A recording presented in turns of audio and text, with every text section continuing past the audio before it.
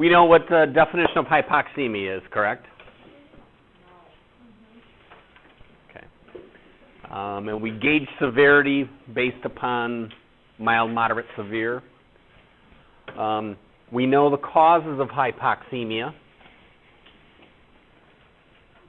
Okay. And we can use some of these things to determine our differential diagnosis. So if I have a situation where I'm hypoventilating, if you'll notice the AA gradients are normal, both on room air and on 100%. So that's one of the clicker questions we ended up having. That's kind of just a good summary of the different causes of hypoxemia and how I can use parameters to differentially diagnose.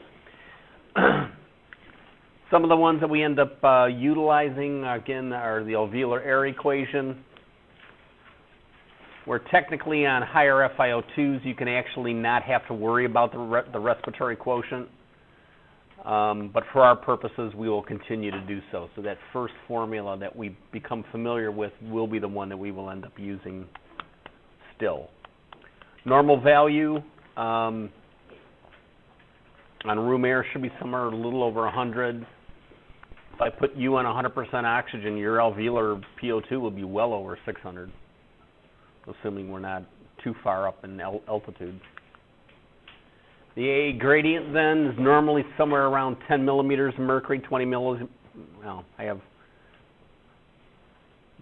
think the way our notes say it's 5 to 10 or 5 to 15 millimeters of mercury on room air. Will change with age, will change with body position.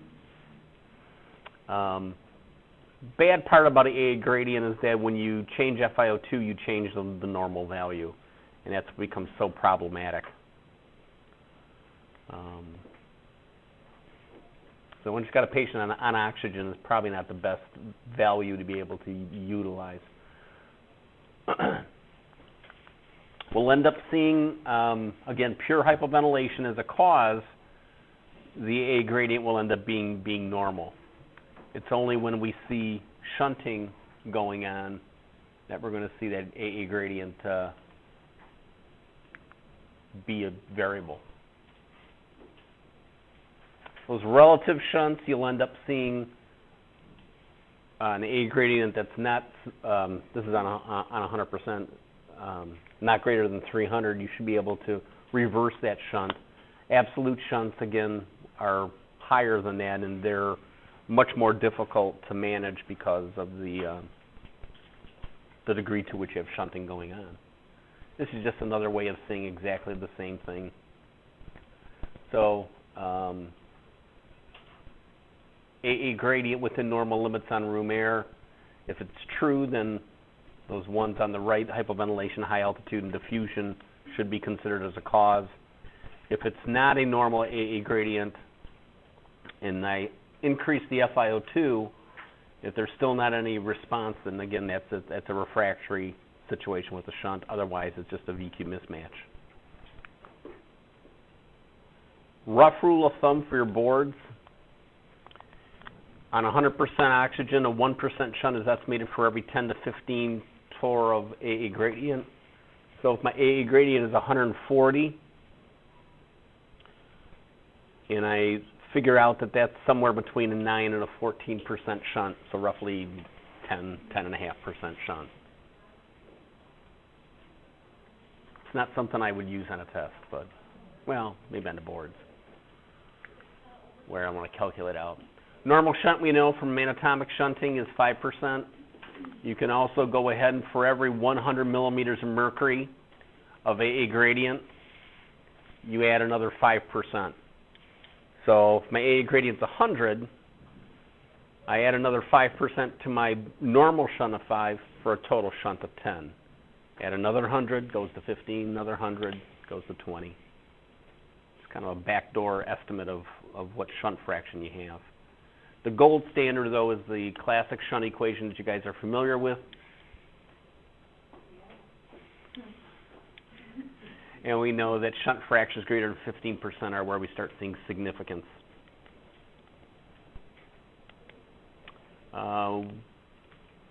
We know that large shunts are present in many pulmonary pathologies that we'll encounter in the ICU, and usually when we have these large shunts is when you start seeing the white out on the chest x-ray becoming significant. You can probably see it better on your page than mine, but that's the classic shunt equation that we'll always fall back to. There is this other one, a clinical shunt equation, and when you get to higher FiO2s, it starts losing a lot of its validity, but it's using the AA gradient times 0.003 divided by the AA gradient times 0.003 plus the difference in oxygen content. Funky formula. There, I said it, I talked about it, we're done. You'll never see it on a test. Sweet. AA ratio is one you should be familiar with. Normally it's about 75%. It's not sensitive to changes in FiO2, which is one of the things that makes it nice. And it's basically just saying what percentage of the oxygen that's in the alveolus is getting across to the arterial system. PF ratio is probably the one that we use more. And you can just notice this. You can draw a line through those two statements since we no longer classify ARDS and ALI. The 200 to 300 probably would be more on the mild ARDS, the less than 200 becoming the moderate to severe ARDS. If you remember, the Berlin definition of ARDS has changed. We no longer have ALI as a distinct entity. We have basically this ARDS where it goes from a mild to a moderate to a severe.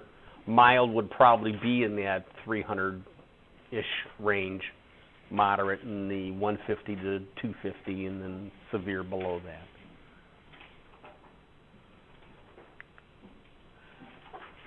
Now, I like this table because it gives us different values on different FiO2s. So looking at the first one, again, normal value, 80 to 100 in TOR, or I'm sorry, that's what our PO2 is. There's no hypoxemia present, what I would call normoxemia. And basically, we're just going to go ahead and assure ourselves that it's not, that any oxygenation issue is nothing to do with the PO2, obviously, but it could be something to do with some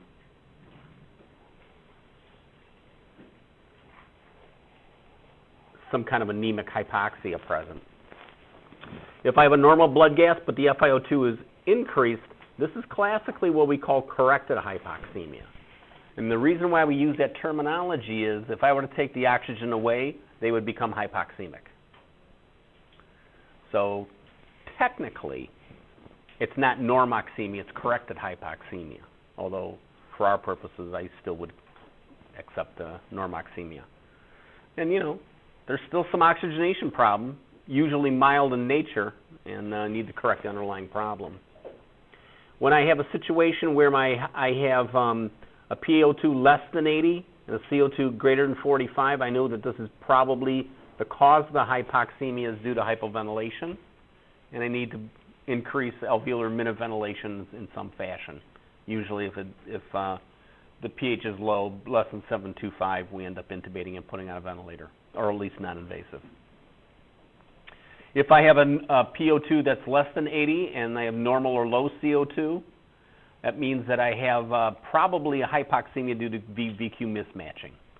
And VQ mismatching responds very well to oxygen therapy. If I have a PO2 that's less than 80 and I'm on a higher FiO2, notice the distinction here, these are relatively benign FiO2s. Now I'm starting getting into the toxic range. This is where I end up having shunting going on. And that's where I need to use some sort of positive pressure to re-expand the alveoli. Greater than 100 would be considered hyperoxia. In most cases, we would want to reduce the FiO2 to a safe level of 60%, then reduce PEEP. Did we talk about this before? Okay, going up, as you're raising, you raise the FiO2 till you get to 60, then you add PEEP. Coming back down, we get down below 60, then we get below. Then we start reducing PEEP. And this is an important exception. Obviously, somebody who's got a high CO, we want to go ahead and give them 100%. Alyssa? Why is it that BAA gradient It's not only hypoventilation; it's also altitude issues. Okay. If you think of the alveolar equation, what factors are in there? Altitude and CO2. So if it's elevated simply because of those, remember if I have a normal A gradient, they can't be the problem. I can rule them out. So we know there's multiple ways to treat the hypoxemia. The most common way we end up doing is just by simply increasing the fractional concentration. I can also do things to that space under the table by raising PEEP, raising inspiratory time, theoretically raising tidal volume, although normally we don't go with that route simply because we worry about overdistension. We look at body positioning.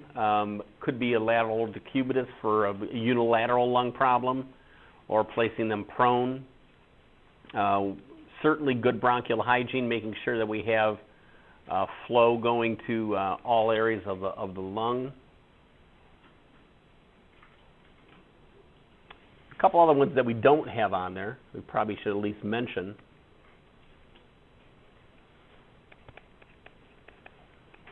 High frequency oscillatory ventilation, APRV, and recruitment maneuvers.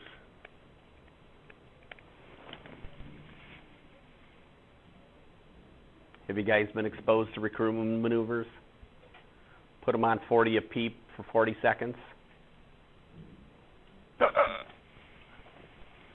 If anything will pop open those alveoli, that will. Think there's a problem with putting somebody on 40 a PEEP for 40 seconds? Yeah.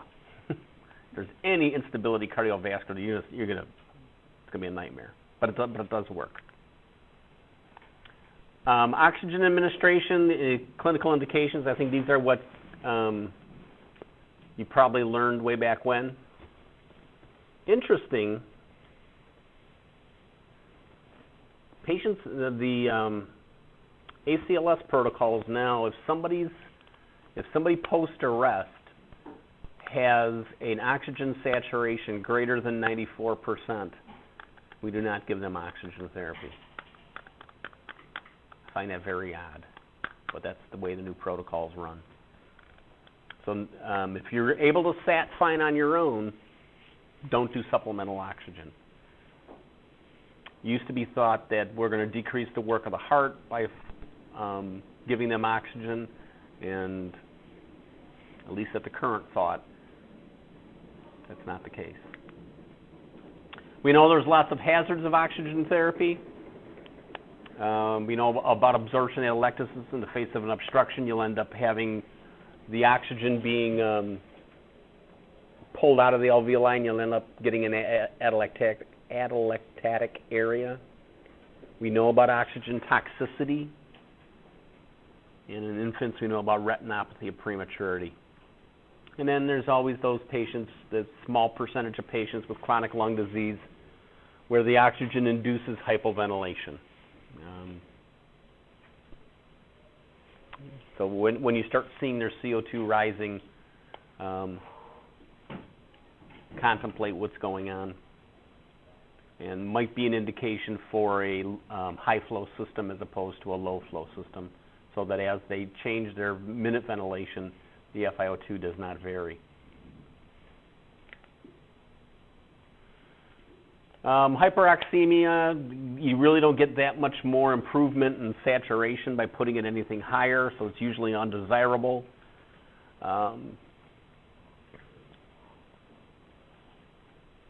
And obviously for carboxyhemoglobin elevation, you would want to treat it with that. And this is the problem with using pulse oximetry. If it's at 100, I don't know where exactly the PO2 is. And why they kind of have either in the NICU they'll run with the pulse ox being, they'll try to keep it lower, and or use transcutaneous as an option. Here's a nice little formula that I might want to commit to memory.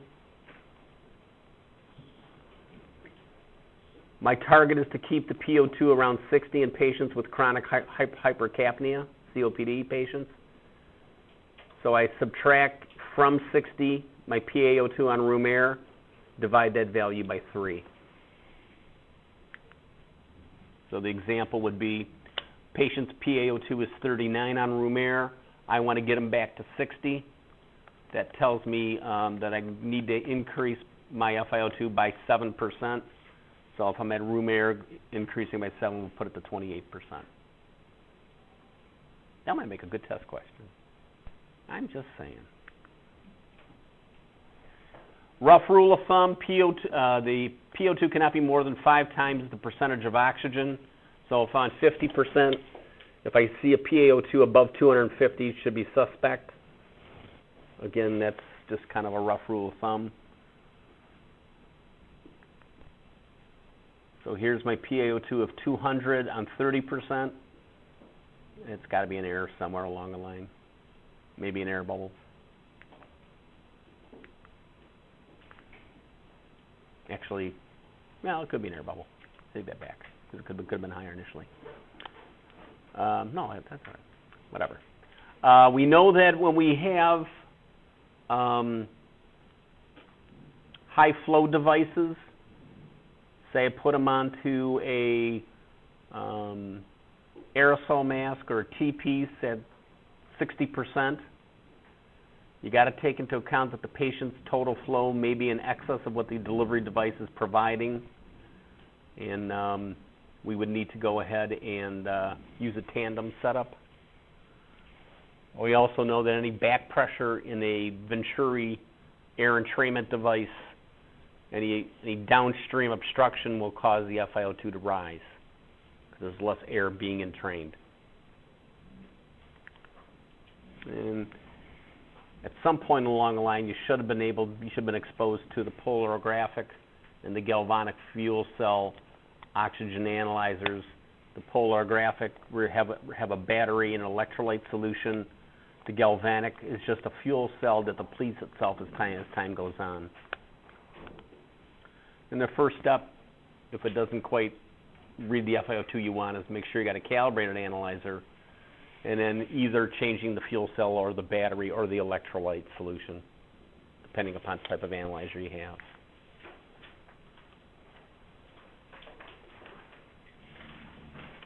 And we've talked about this before, but correlating it back to the patient.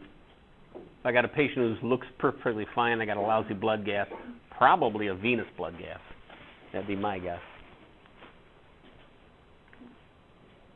Patient who looks and feels bad, but the blood gases are good. Again, it could be that anemic hypoxia from CO poisoning or methemoglobin, or any of the other types of tissue hypoxia, or a big PE. And that should be minute ventilation.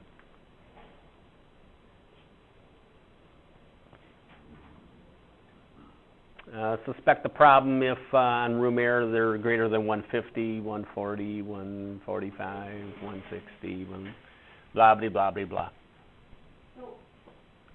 I can't give you an answer because it depends on the CO2. How? As the CO2 raises, you can hold more at a higher. I think I'm saying this right. When CO2 is elevated, the PaO2, the adding of them together goes up also. If the PCO2 is 30, then it's not 150, it's closer to 140. You want the easy answer? Calculate the AA gradient. No. If you calculate the AA gradient and it's negative, I'll guarantee you it's an error. That's the gold standard to be able to view it. If only one of the 3 acid-base parameters is abnormal, there's an error. So I can't have a normal PCO2 and normal bicarb and a pH that's out of whack. It just doesn't work that way. And that last statement is basically just saying that you can't have a negative AA gradient.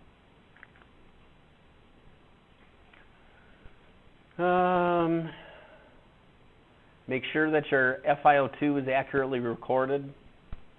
Again, we talked about the high flow device where the FiO2 is elevated and you may not have the total flow exceeding the patient's flow. Recognize that a 2-liter nasal cannula, we like to believe, is 28%. Depends upon the patient's ventilatory pattern. If I have somebody who's breathing at a rate of 32 with deep breath, I'm quite sure it's not 28%. It's something less than that. Okay, let's talk about hypoxia. And these are some of the objectives that are there. This is out of Malley. No one's reading it, but it's a good book. We know that what we're really concerned with is what's going on at the tissue level.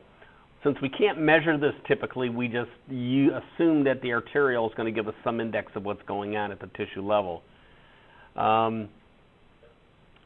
Think about oxygen delivery.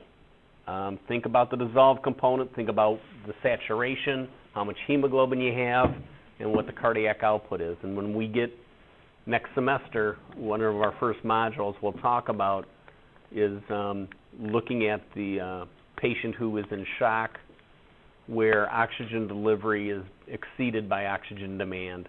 When demand exceeds delivery, you have an ineffective system. And there are some markers you can look at. We know about the types of hypoxia. This is the train, right? We went through.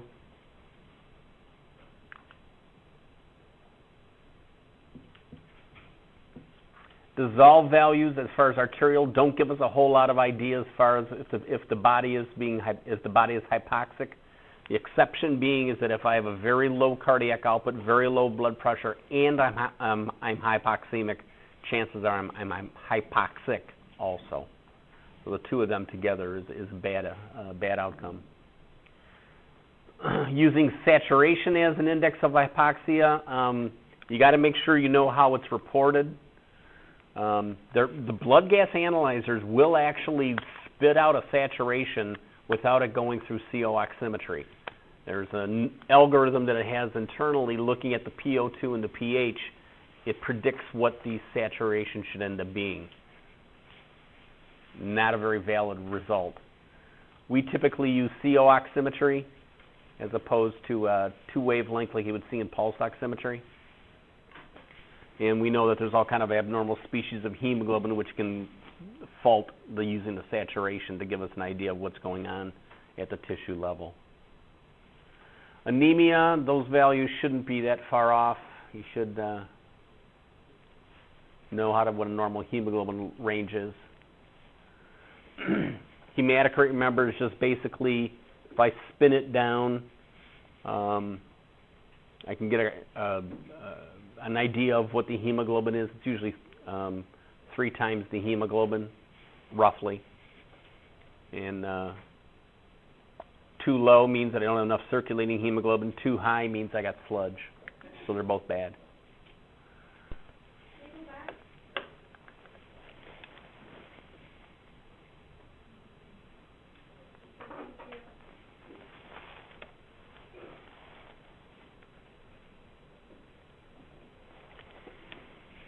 This portion in Malley I'd pay close attention to because anemic patients are ones that, even though it's not a pulmonary problem per se, it puts extra strain onto the pulmonary system. There's multiple types of anemia or multiple causes for anemia. Either we're not producing erythrocytes in the appropriate level, or they're being lost or destroyed. So let's talk about the first instance where I end up having something where they're not being produced. Could be due to a physical or chemical agent, the bone marrow is damaged, something we call aplastic anemia.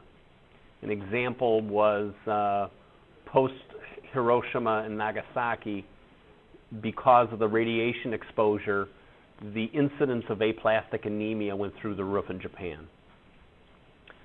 It killed their marrow's ability to produce erythrocytes. Nothing you can do about it. Hopefully the marrow will recover, or we can do a marrow transplant, but aplastic anemia is pretty bad. And by the way, normocytic means that the size of the erythrocyte is normal. So it's not something where I have a small one.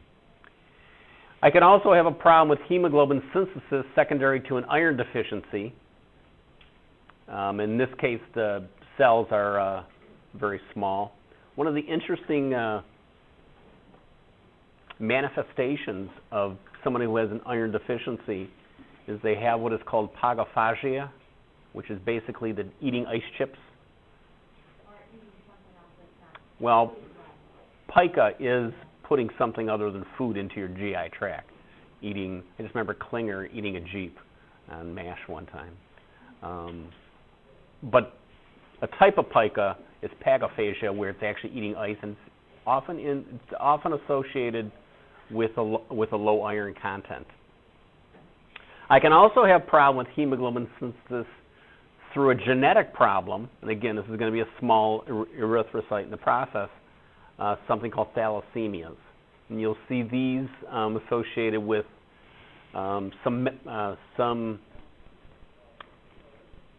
it's genetic in patients that have a Mediterranean origin.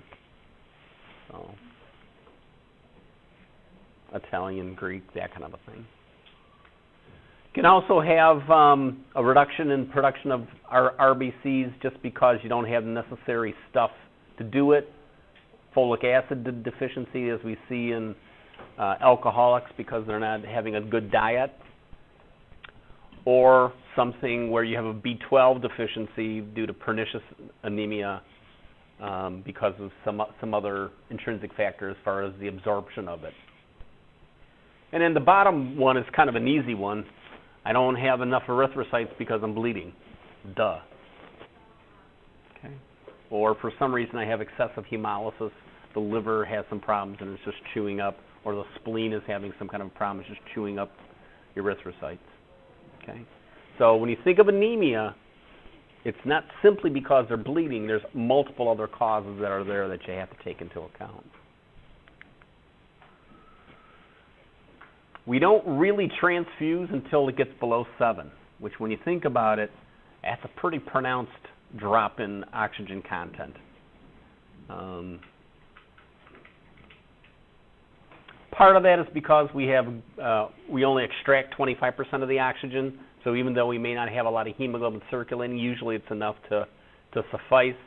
The cardiac output has some ability to increase to compensate for the anemic hypoxia, and there's also those other things that occur with 2,3-DPG.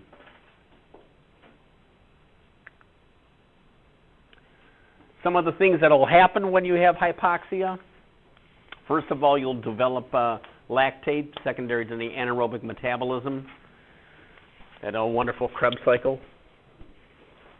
I don't care that you know the normal level of lactate. For one, it's measured in 2 different units, and it's reported in each institution differently, which makes it all that much more complex. But just recognize that whenever you have a hypoxemic episode, chances are, again, with that low cardiac output, you're probably going to create a metabolic acidemia secondary to lactic acidosis, and that lactate level is going to rise.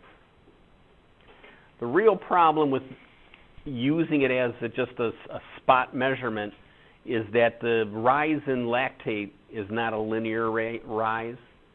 So as it's actually an exponential.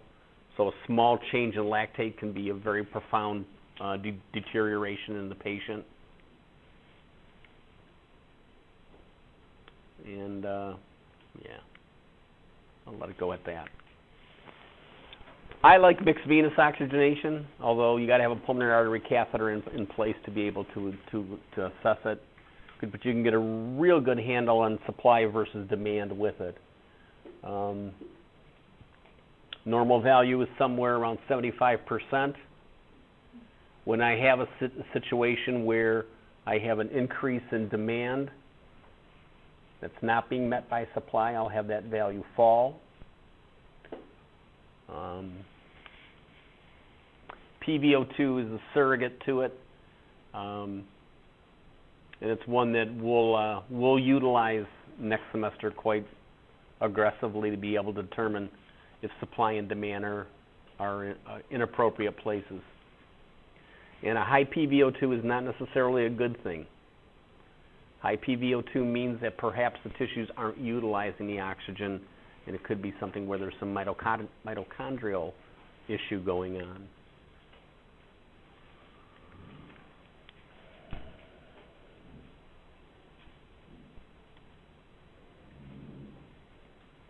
Nothing I'll ask you there. This is just talking about normally we have a whole lot of reserve. Because our extraction is so low, I can have a pretty profound hypoxia before it starts seeing some results. This is one I would like you to know, however. Okay. But we've had this before. No. Yeah. No. Yeah, this is the fruit truck. If the oxygen levels coming back to the heart are low or falling, it could be because demand is up. If consumption goes up, more is going to be stripped off that truck.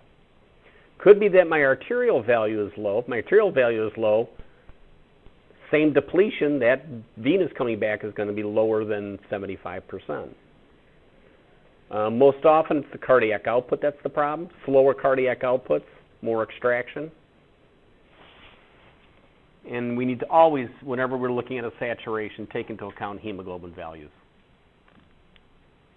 Because the saturation just tells you what percentage of that hemoglobin is saturated. It doesn't tell you the quantitative value of the hemoglobin itself.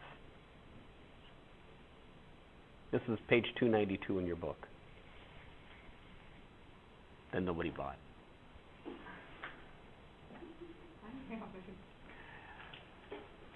These next few slides I'm going to talk about, but I'm not going to ask any questions on because the technology is no longer readily available. It was a brilliant technology, but never caught on. We know that when someone has a problem with perfusion, agreed? What does the body do when it senses hypotension? It increases heart rate. Where does it push blood? Where doesn't it push blood? It doesn't need it. Sure, shuts down to the periphery. That's why they're cold and clammy peripherally. It shuts down blood flow to their gut, their GI tract. I don't need to digest food. I'm dying, right? So what you end up seeing then is that the hypoxemic, the gut itself starts to becoming hypoxemic. And what we do is we sample the carbon dioxide that is being created in the gut. Okay? And they use a method called tonometry. I won't go into that. But basically, as this blood flow is decreased to the stomach, the carbon dioxide that is being released, because it's still, the cells are still producing CO2, there's just nothing to take it away, it then seeps literally into the lining and into the mucosa of the gut and eventually into the stomach itself. So if I were to sample that carbon dioxide that's inside the gastric space, I could have an idea of how well it's being perfused. It's an interesting idea. I can evaluate whether the level of shock I'm in, as well as the therapy I'm using to correct it, by watching the gastric PCO2. That's what PgCO2 means, by the way. Okay, and they were able to go ahead and monitor it, and like an end-tidal gradient, they created a gastric to arterial or gastric to end-tidal gradient and they're seeing whether or not they're in a spot where we need to change something, whether they're improving or deteriorating, we're not really sure, or whether they're getting better. And this is what the device actually looked like. And not only was the gut affected when a decrease in blood flow occurred peripherally when we shut down, blood flow to your tongue actually is decreased also. So they would, just like taking a temperature, they would put a probe under the tongue, measure the gastric or sublingual, really, PCO2. And that had a correlation with perfusion. How did they get the measurements for the gastric? You put a special NG tube down. That's got a little sampling port on it. Unfortunately, it's no longer manufactured, but it's a cool idea. In 10 years from now, you may see somebody come back and put this back out. So, we also can look as far as perfusion, as far as the vital organs that are present. How well am I perfusing my kidneys? How well am I perfusing my skin? How well am I perfusing my brain? Okay, and yes, great toe temperature is not a joke. There are places that monitor that because it is a direct indication of peripheral perfusion, is how cold the great toe gets. Okay? Patricia. So we only have to know the left side, nothing for the... Yeah, you should know that. That's pretty... So no sublingual or... No gastric, yeah. Oh, okay. Gotcha. How about some case studies? Got your clickers? You call to the ER to perform a blood gas on a 40-year-old female complaining of dyspnea. She's confused and disoriented. Maybe she was that blonde that was on the Newlywed Game. The room air ABG shows a 7.30, PCO2 at 25, PO2 of 115, bicarb of 12, saturation 50%. Doctor asks you to evaluate the patient's clinical condition. What other test might you recommend?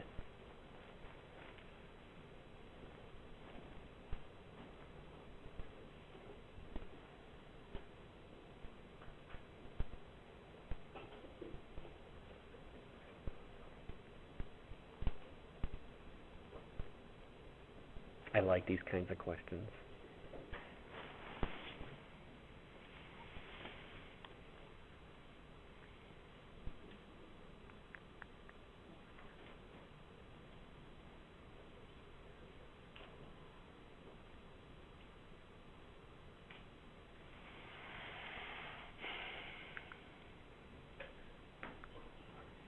Not bad. Not bad. Why?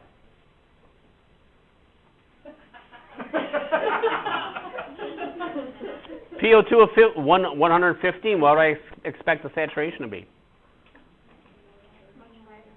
Much higher. Close to 100%, right? It's only 50. Why? Something else is attaching to the hemoglobin, or the hemoglobin is defective. Could it be an error? No, because that clinical presentation matches that blood gas. Okay.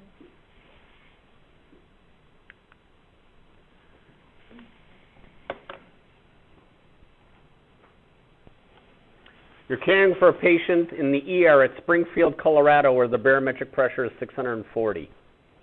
The patient who's in Colorado visiting a friend is complaining of dyspnea, tachycardia, and tachypnea. She probably didn't say that, but room air shows 7.41, PCO2 of 40, PO2 of 60, and a bicarb of 25.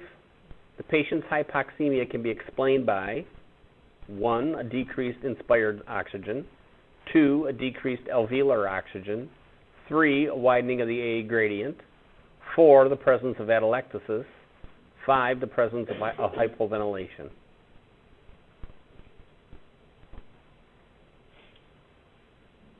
Now you did it. Okay. Erica. She pushed the wrong button.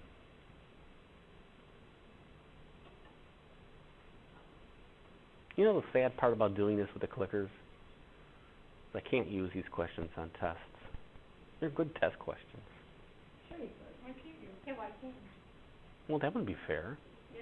You act like we're going to remember. Yeah, I know.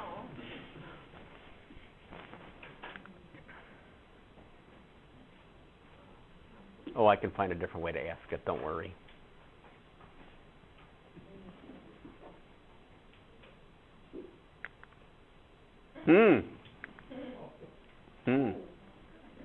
Not 3.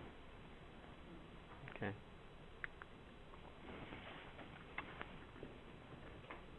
You've been called for a respiratory consult. 60-year-old patient who's complaining of dyspnea. Room air blood gases show a 7.20 pH, PCO2 of 80, PO2 of 60, and a bicarb of 26. What do you want to recommend?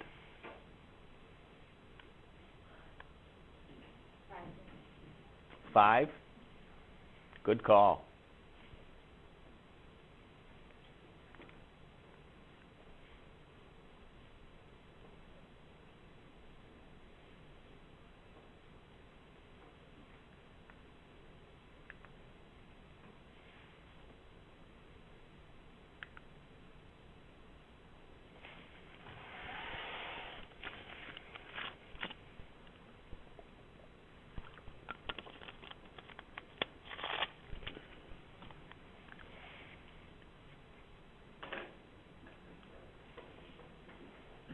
How is CPAP going to help us?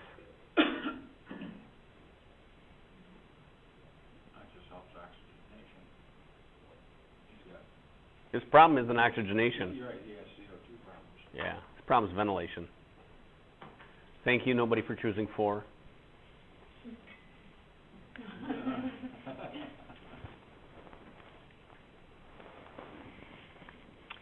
Caring for a mechanical ventilated patient, assist control, volume control, 0.6 tidal volume, frequency of 12, total frequency of 12, FiO2 of 40%, no PEEP. ABG results in these settings are 7.20, PCO2 of 80, PO2 of 60, and a bicarb of 26. What do you want to do?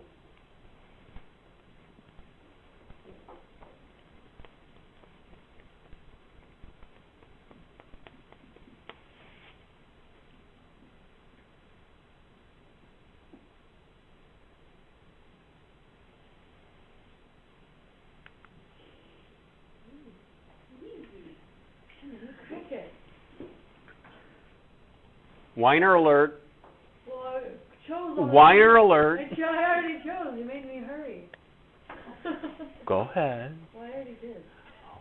Can I go now? Yeah. Okay. Please proceed. Thank you.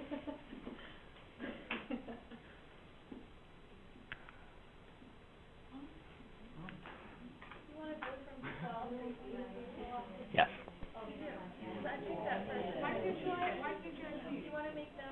What is the primary problem with this blood gas? How is PEEP going to correct your CO2?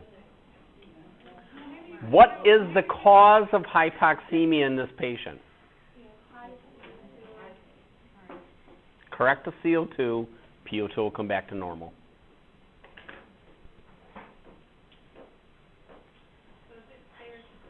Oh, I'm never fair, but go ahead. That your first step was to be correct CO2. Absolutely. Absolutely. What's the cause of the hypoxemia? It's not shunt, right? Always go back to what's the primary problem and what's the cause of it. In this case, yeah, he's hypoxemic, but the hypoxemia will be corrected if you correct the CO2. If I put the CO2 back to 40, the PO2 is bound to come back at least to 80, if not more.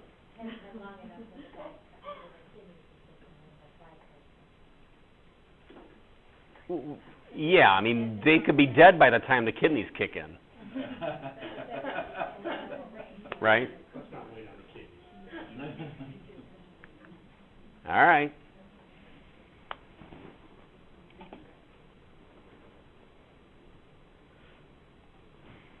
Do I have to read these? Yeah, it makes it better. Caring for a patient, assist control, volume control. Tidal volume is 700 milliliters, 14 rate, 70% FiO2, PEEP is 0, peak flow is 70. Why was that there? I don't know. 737, 43 PCO2, 55 PO2, 24 bicarb, saturation 83%. Now read it like you mean it. I was just going to say, I don't think you meant that. What would you like to recommend? Dr. Pierce.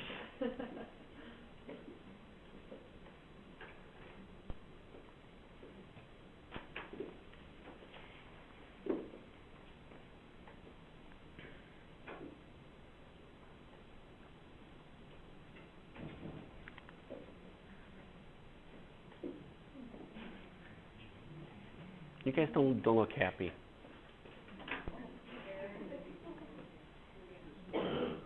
I blame Mary. Oh, she's not here.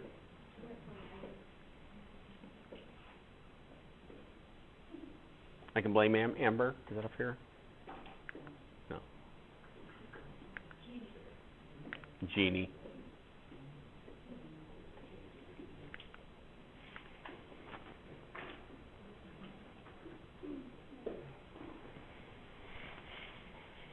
Caring for a patient in the ICU and SIMV volume control. Tidal volume of 500, frequency of 12, FiO2 35%, no PEEP. ABG shows 7.44, 36, 55, and 24. What do you want to do?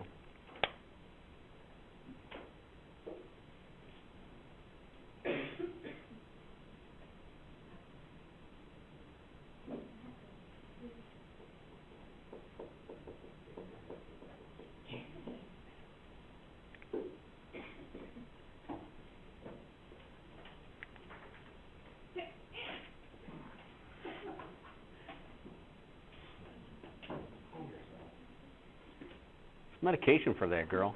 Comes in a bottle.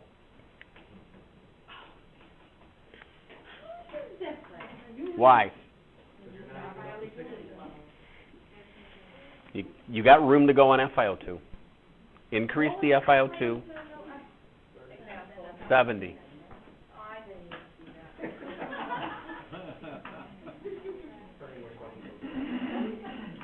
Let me know where you end up working so I drive slow when I go by there.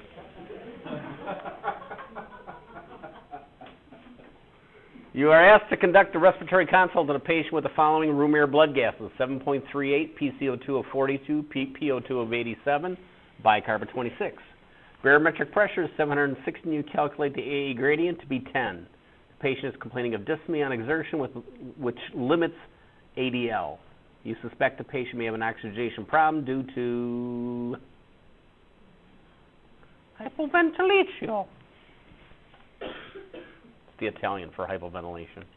Number 3. Hypoventilation. What's wrong? Sospiro forte. Which actually is take a deep breath in Italian, but. What is? Sospiro forte.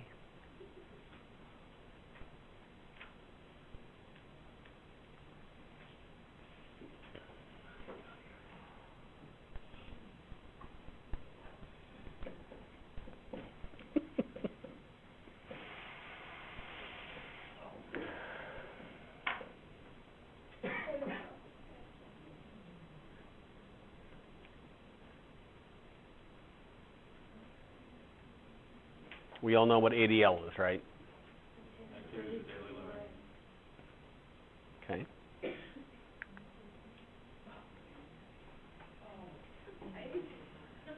Normal AA gradient.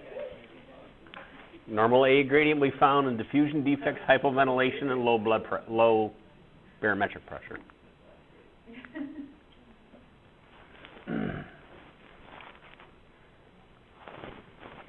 You're asked to evaluate a patient with the following blood gases on an FiO2 of 30%. 7.32, 48 PCO2, PaO2 of 200, and a bicarb of 24. The barometric pressure is 760. What do you want to do?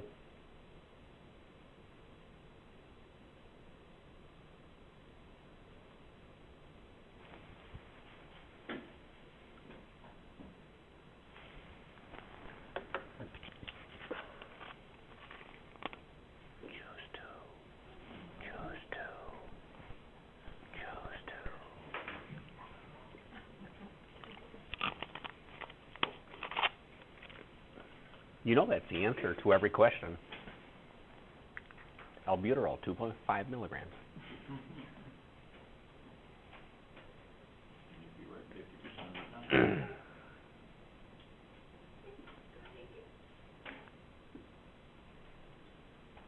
Why? FiO2 times 5?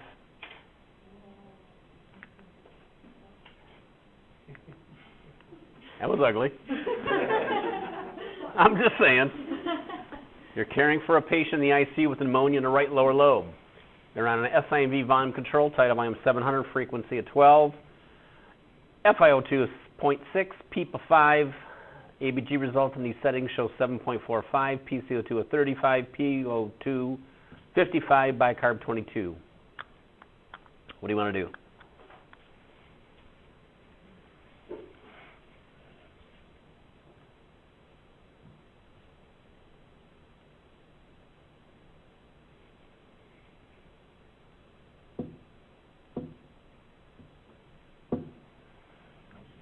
Number 5 should be phone a friend.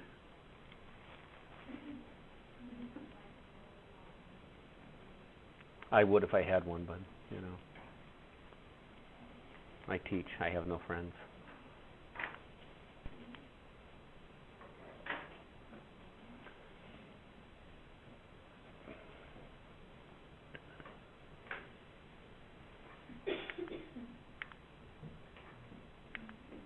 Yay!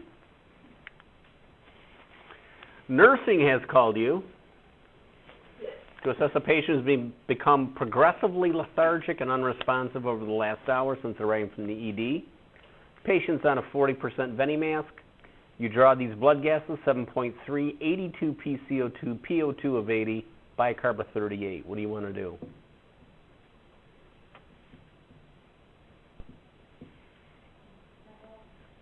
Huh? What was the question? No? There you go. Go ahead. Punch it in. I dare you. When I used to write board review or board questions, I always would include number 1 as one of the options.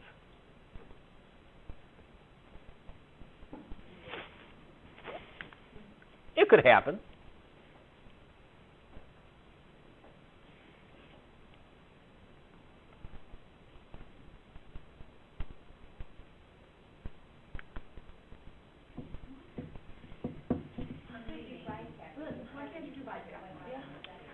Do the simplest thing first. Why is he hypercarbic? He's a COPD retainer that we got a little bit too much FiO2 going to. Just cut back on the FiO2. How's bicarb of 38 sound to you? Oh, okay. Well, He's got really good kidneys and they kicked in. Start putting pieces together. There's clues there. You just got to put them together.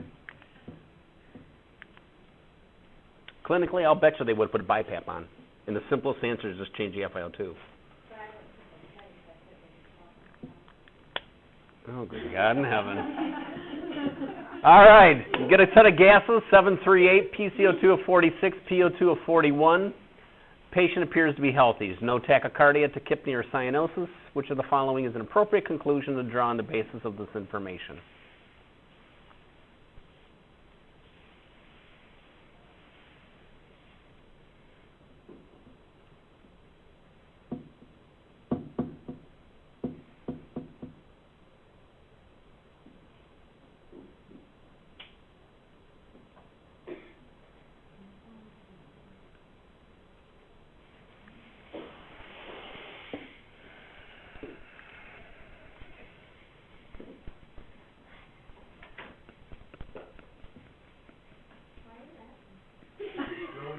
So how people do the clicker at the screen.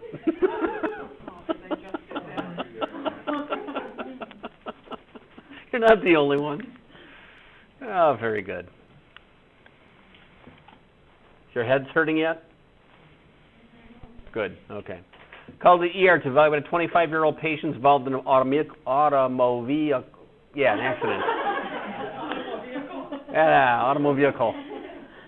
patient has tachycardia, tachypnic, frequent PVCs, and appears to be in respiratory distress. No cyanosis is seen. The patient appears confused and disoriented. ABG results show 7.35 pH, PCO2 of 35, PO2 of 92, bicarb of 22. and a SAT of 94%. Which of the following lab tests would be appropriate to assess?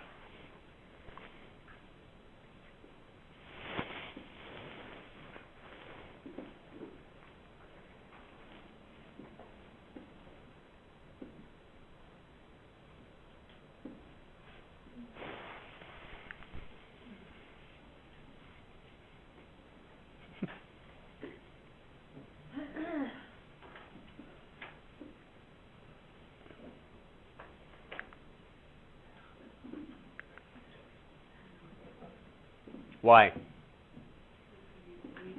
Internal bleeding. Sure, absolutely. What? Bleeding. Deceleration injuries? Absolutely. Uh-oh. Working NICU. Have been asked to place a pulse oximeter on a baby being mechanically ventilated. Patients receiving assist control, pressure control with a pressure of 20, frequency of 20, I time of 0.6, PEEP of 5, FiO2 of 50%. Capillary blood gases show 735, PCO2 of 45, PO2 of 83. The SAT monitor reads 100%. What would you recommend?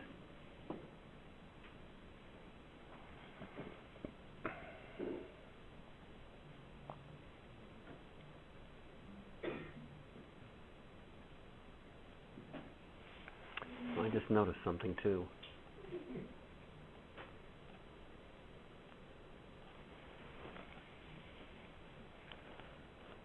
Capillary gives you arterial. No. Capillary gives you capillary. It will spit one out. Right. Should be PO2 and PCO2 now.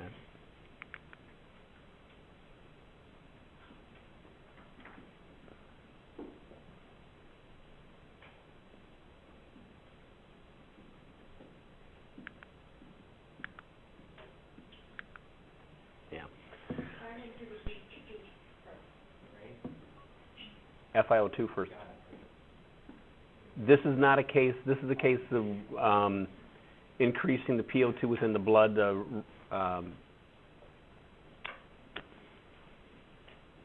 Retinopathy, prematurity. That I'm concerned with. It's the PO2.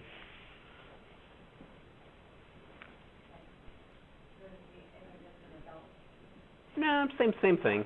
That five a PEEP is not going to be so much as an issue as just continuing to come down on the FiO2. We extubate people from 5 a PEEP all the time, so it's not like it's an elevated level. If it was 10 a PEEP, then I would say yeah. Taking care of a patient who is on bilevel ventilation, an IPAP of 12 and EPAP of 4. Oxygen is being bled in at a flow of 8 liters per minute, so obviously we have an older generation non-invasive unit here. ABG show a 7.42, PCO2 of 43, PO2 of 60, bicarb of 26. What would you recommend?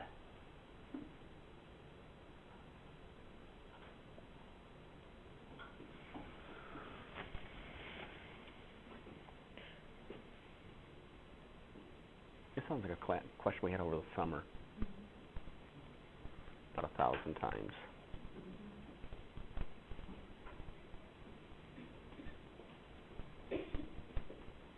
Better see 100% on this.